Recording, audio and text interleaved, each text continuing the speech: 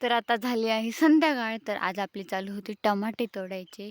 तर हे बघा, एकदम संध्याकाळचं वातावरण असं आहे आणि तिकडे सूर्यास्त पण झालेला आहे. तर झाडाच्या आडी दिसत नाहीये.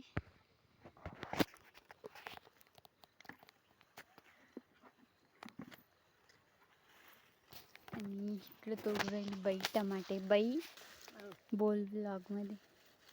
काय करते? तोडता येईना. नाही हात दुख राहिला त्याच्यामध्ये जाळीवेन झालं ते लय. हो त्याला का? भाव नाही पण काय करते आता. तोडण्याचे मग आता भाव तोडायचं ना नसला आता बी तर. कष्ट त्याला भाव नाही ना आता पण तोडणे त्याला गवार करू द्या त्या आता खर्च करू द्या चालला ना. आता आपलं वावर आहे त्याला वाढ सोडू देता येत नाही ना. नवी लगेच गोष्टी त्या आता परत पाणी लय मोठं गेलं त्याला भाव नाही.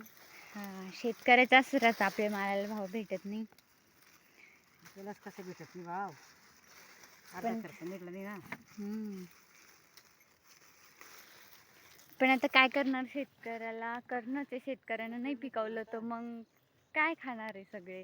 भाव असला काय नसला काय शेतकऱ्याला खचून कसं चालेल.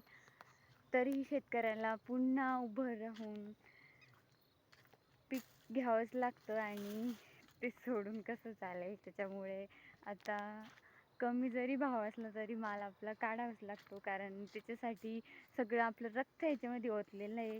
एवढी मेहनत घेतलेली 4 महिन्यापासून ती वाया जाऊ देणं कशी.